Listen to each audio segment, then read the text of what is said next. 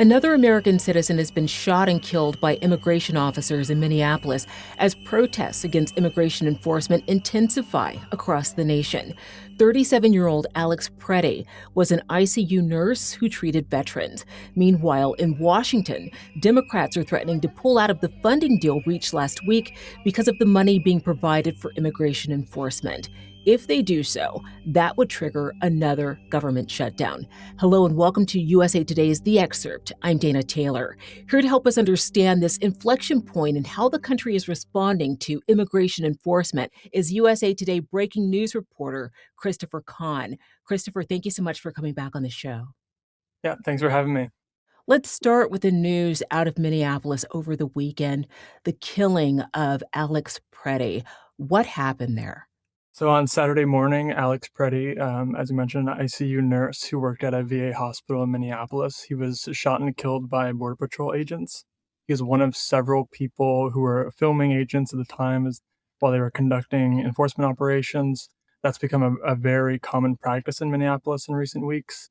The videos quickly were shared online about the shooting and show Pretti holding up his phone and recording agents. At one point, one of them pushes a woman who was standing near Pretti to the ground. Pretti could be seen then trying to help her and lead her away. When he's pepper sprayed and taken to the ground, he's surrounded by Border Patrol agents, and then one of them eventually opens fire, killing him. Now, local and federal officials both say that Pretti had a gun on him while he was filming federal agents that morning. Brian O'Hara, the police chief in Minneapolis, said he has a concealed carry permit. No videos show him pulling out a gun before he was tackled to the ground, and it appears his gun was removed before officers began firing. Now, Pretty's death, of course, comes less than 3 weeks after an ICE agent shot and killed Renee Good in her car, and it reignited protests in Minneapolis, as well as renewed calls for immigration agents to leave the city and the Trump administration to end the deployment there. Border Patrol leadership presented a very different narrative of events. What were they saying, and have they made any attempt to reconcile their version with what we've all seen with our own eyes? Border Patrol leadership, as well as top Trump administration officials, to Department of Homeland Security Secretary Kristi Noem and others, quickly labeled Pretti a domestic terrorist. They said that he had brought a gun to the protests to kill and even massacre law enforcement. Now, videos, of course, contradict these statements. And again, there's no evidence that he took out his gun or ever reached for it before it was taken away. Pretti also has no criminal history. Over the last 24 hours, federal officials have continued to defend the agents involved, but have also said that they've wanted an investigation before reaching conclusions, not being as declarative in their statements. Over the weekend, when pressed on the administration's earlier statements, Kash Patel and Pam Bondi, for example, they had seemed to suggest that just having a gun at a protest, even if it's concealed and you have a permit, is dangerous and an indication of possibly malintent. Now, these statements very quickly drew the ire and backlash of many Second Amendment groups, including the NRA. Federal judge heard arguments contesting the legality of ongoing immigration enforcement in Minnesota yesterday. This hearing was the result of a suit filed against Homeland Security by Minneapolis and the Twin Cities earlier in the month, alleging that the surge of 3,000 more agents amounted to a, quote, federal invasion, end quote, and violated the state's sovereignty. What did Homeland Security argue, and when will the judge issue their ruling? So the Department of Homeland Security said that in response to the state's lawsuit, said that it's a misreading of the Constitution and called the case an absurdity. In court yesterday, Kate Menendez, and a judge who's overseeing that case, she was appointed by President Biden. She appeared skeptical of the state's argument that the federal government was violating the Constitution. She had said at one point that, I don't know, talking to one of the lawyers for the state, saying, I don't know how you can ask me to identify when the federal government has crossed the line. So she's not yet issued an order, but one could come at any time. Christopher, there's also a lot of tension regarding state and local investigations into both the Renee Good shooting and now Alex Pretty's as well. What's the status there?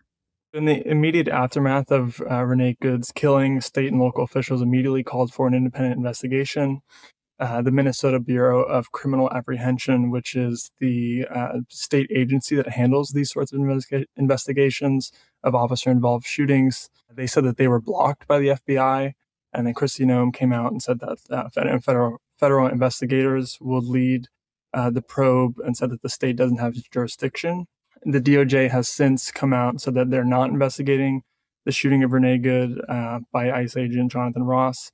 And this is particularly notable because the DOJ, in Trump's first term, launched an investigation into the killing of George Floyd, which happened very close to where Renee Good was shot and killed. And in recent days, after the killing of Alex Pretti, the Minnesota Criminal Apprehension Bureau filed a lawsuit saying that federal officials were blocking them from access to the crime scene.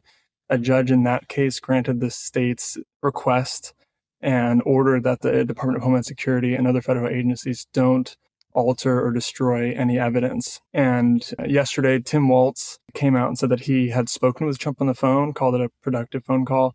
And he said that Trump had agreed to speak with the Department of Homeland Security to ensure that state investigators can independently probe the deadly shooting of Alex Pretti. There's been a groundswell of protesters on the streets and sub-zero temperatures to contest immigration enforcement activities. USA Today has national correspondent Trevor Hughes on the ground. What is he telling you? Tens of thousands of protesters have taken to the streets in recent days to cry both the shootings of Alex Pretti and the shooting of Renee Good, and call for those 3,000 federal agents to leave the state. On Friday, there's just the day before Alex Pretti was shot, there was an economic boycott statewide, and that had children leaving school, people staying home from work, businesses closed across Minneapolis, and you had thousands again marching in the streets. And so then after this shooting, there's been another surge in protests in the Twin Cities. Tim Walz deployed at least 1,500 National Guard troops to assist. And so in the last 3 days or so, we've seen more marches, more demonstrations, and while most have been peaceful, there has been tear gas and pepper spray deployed to disperse these crowds. On Sunday night, there was a group of protesters that had gathered outside a hotel where federal agents believed to be sleeping. They held a rally there, but kind of banging pots and pans, and eventually skirmishes broke out. Protesters had smashed windows, tagged the building with graffiti, reading ICE out, but the scene was eventually cleared, and there was no arrests, according to state officials. Have the two killings, first Renee Good and now Alex Pretti, made some people rethink their own safety? Attendants of these protests and Minneapolis residents across the city say that they're afraid that more shootings will happen if federal agents don't leave their city. There's been widespread reports alleging people being stopped because of racial profiling. Those reports even came from police chiefs in the Minneapolis area who said that their off-duty officers had been targeted. There's been also reports of federal agents entering homes without judicial warrants, and instances of them detaining U.S. citizens for hours at a time. So all of these things combined, along with, of course, of those two deadly shootings, has really stirred fear among residents in the Twin Cities. But people are still coming out in droves, even amid freezing temperatures, sometimes below zero. How is Congress responding, Christopher? So Democrats have come out against ICE and Border Patrol and have vowed not to fund their parent agency, the Department of Homeland Security. And this is a big deal because both parties, in order to avoid a government shutdown, have to pass a funding measure that currently includes $64 billion for the Department of Homeland Security, and $10 million of that will go directly to ICE. So with Democrats digging in ahead of this January 30th deadline, it looks like a government shutdown is becoming more and more likely. Republicans, on the other hand, have increasingly begun raising concerns over this latest shooting. They've called for a full and transparent investigation. Some of the lawmakers include Louisiana Senator Bill Cassidy, North Carolina Senator Tom Tillis, James Comer, and other members of Congress. Bill Cassidy, for example, said that he called the shooting in Minneapolis incredibly disturbing, and said that the credibility of ICE and the Department of Homeland Security is at stake. Comer actually came out and said that it might be better for agents to leave the city and let residents decide there. And he said that if things keep going the way they are, it quote, is only going to get worse. And what has the Trump administration said? For the last 2 weeks, the Trump administration has blamed Renee Good, Alex Pretti for the shootings, saying that they tried to carry out violence against federal agents. Trump and others also blamed Walz, Governor Tim Walz, and Minneapolis Mayor Jacob Frey, saying that they're not helping federal law enforcement agents and are making things worse. But since the weekend, there's been a pretty sizable shift in their tone. On Monday, Trump said he was sending his border czar, Tom Homan, to Minnesota, and also said he and Tim Walz spoke on the phone. He described them as being on a similar wavelength and that they had a good call. Walz, describing that call in some detail, said that Trump had agreed to allow the state to conduct its own investigation of Alex Pretti's death, and also that Trump agreed to consider reducing the number of federal agents in Minnesota. So the conversation between Tim Walz and President Trump, of course, marks a pretty big tonal shift, and it comes only a week after Tim Walz, Mayor Frey, and other state Democrats in Minnesota were served subpoenas as part of a DOJ investigation into whether they conspired to impede federal law enforcement authorities in the state. What impact are videos posted on social media having? The videos that were posted to social media have, allowed people to see for themselves what happened and challenge how officials are describing the incident.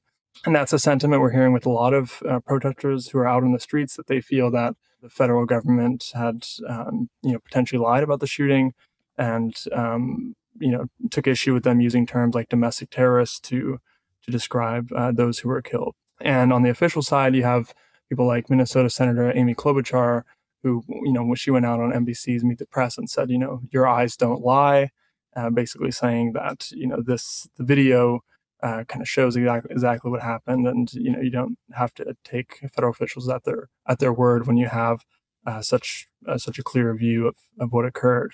And so this has really fueled outrage at the incident, and it also draws parallels to the killing of George Floyd, which again occurred only a short distance from these recent shootings involving federal agents. So in 2020, it was a video of George Floyd's death at the hands of a police officer that sparked those nationwide protests, just as videos are doing so in this case. And finally, do we have any sense of when federal agents will leave Minneapolis? That's hard to know. Border Patrol Commander-at-Large Greg Bovino on Sunday said the government's immigration mission continues unabated in Minneapolis. Tim Walz said that Trump would consider taking some federal agents out of Minnesota. And considering the tonal shift from the White House, the growing uneasiness from Republicans about ICE and Border Patrol's tactics, the threat of a government shutdown, as well as polling that shows that most Americans don't agree with the way that immigration enforcement is being handled, it could be a political liability to keep those 3,000 immigration agents inside Minnesota. Christopher Kahn is a breaking news reporter for USA Today. Chris, thank you so much for making the time to speak with me. Yep, thank you for having me. Thanks for watching. I'm Dana Taylor. I'll see you next time.